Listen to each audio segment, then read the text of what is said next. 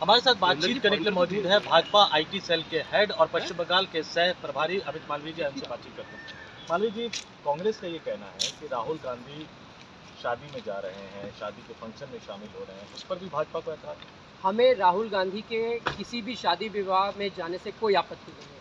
हमें उनके night club में भी जाने से कोई आपत्ति नहीं है। जब मुंबई में आतंकी हमला हुआ तब भी वो नाइट क्लब में बैठे थे। आज उनकी पार्टी बिखर रही है तब भी वो नाइट क्लब में बैठे हुए हैं। राजस्थान में सांप्रदायिक दंगे हो रहे हैं तब भी वो नाइट क्लब में बैठे हुए हैं। वो पूरी ज़िंदगी नाइट क्लब में बैठे रहे, हमें इस पर कोई आपत्ति नहीं है। लेकिन सवाल ये खड़ा होता है कि राहुल गांधी जिस सुनीमा उदास की शादी में गए हैं वो एक नेपाली डिप्लोमेट की बेटी हैं, और 2 साल पहले जब नेपाल ने नक्शा जारी किया था जिसमें उत्तराखंड के कुछ हिस्से को नेपाल का बताया था, ऐसे में सुनीमा उदास और उनके परिवार ने उस नक्शे का पूरा समर्थन किया था। सवाल ये उठता है कि चाइना से लेकर नेपाल तक राहुल गांधी ऐसे लोगों के साथ ही क्यों खड़े दिखाई देते हैं जो देश के सीमाओं पे अतिक्रमण की बात करते हैं, हमारे हिस्से को अपना बताते हैं। क्या राहुल गांधी का निजी जीवन देश की राजनीति से, देश की प्रभुता से ज़्यादा प्रभावी है, उससे ऊपर है? सवाल ये खड़ा है। लेकिन कांग्रेस ये कह रही है कि चूंकि असली मुद्दों से ध्यान भटकाना चाहते हैं, इसलिए इस तरह के मुद्दे आप लोग खड़े कर रहे हैं। क्या देश की सुरक्षा असली मुद्दा नहीं है? क्या राहुल गांधी जो कांग्रेस पार्टी के प्रधानमंत्री पद के उम्मीदवार हैं, वो ऐसे लोगों के साथ उठते बैठते हैं जो राजीव गांधी फाउंडेशन में डोनेशन देते हैं, जिनके साथ वो MOU साइन करते हैं, जो हिंदुस्तान के क्षेत्र को अपना बताते हैं? क्या ऐसे लोगों के साथ उठने बैठने पे राहुल गांधी पे सवाल खड़ा करना देश का मुद्दा नहीं है? एक बड़ा सवाल, एक नैरेटिव भी सेट किया जा रहा है भाजपा को लेकर कि जब से आप लोग सत्ता में आए हैं, देश के सांप्रदायिक माहौल को लेकर अभी कई प्रदेशों में हुई, राजस्थान में अभी हाल ही में हुआ, और वहाँ के मुख्यमंत्री कह रहे हैं कि जहाँ जहाँ चुनाव होता है वहाँ वहाँ भाजपा इस तरह का माहौल खड़ा करने की कोशिश करती है। राजस्थान के मुख्यमंत्री कौन? अशोक गहलोत। गृह मंत्री कौन? अशोक गहलोत। सरकार किसकी? कांग्रेस की। वहाँ दंगों की जिम्मेदारी किसकी?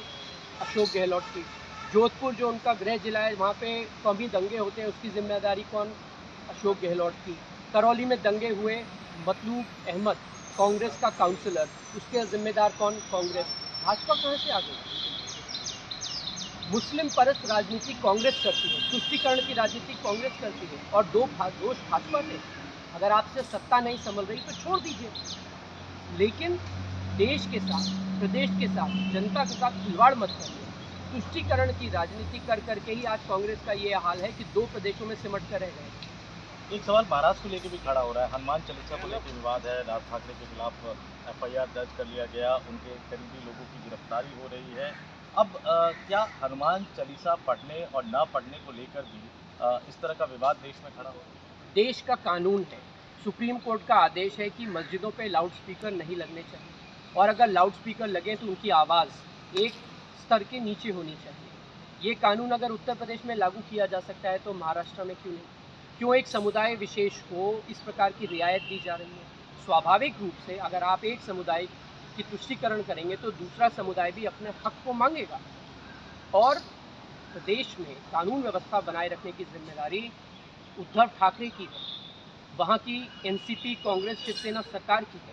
सिर्फ इसलिए क्योंकि NCP और कांग्रेस मुस्लिम तुष्टीकरण की राजनीति करती है और शिवसेना उनके बिना सरकार में नहीं रह सकती है, इसलिए इस प्रकार का बवाल महाराष्ट्र में उठ रहा है। ये सवाल आपको उद्धव ठाकरे से पूछना चाहिए। एक आखिरी सवाल, आप पश्चिम बंगाल के सह प्रभारी है, गृह मंत्री अमित शाह पश्चिम बंगाल के दौरे पे जा रहे हैं। पिछले कुछ महीनों में खासतौर से जो विधानसभा चुनाव खत्म हुए और जिस तरह से राजनीतिक हिंसा का आप लोग आरोप लगाते रहे हैं, आपके तमाम बड़े नेता, छोटे नेता पार्टी छोड़कर जा रहे हैं, इन अमित शाह की इस यात्रा का क्या मकसद होगा? प्रदेश में अपने नेताओं और कैडर को किस तरह से आप संदेश देंगे? भारतीय जनता पार्टी बंगाल में आज सबसे बड़ी विपक्ष की पार्टी है।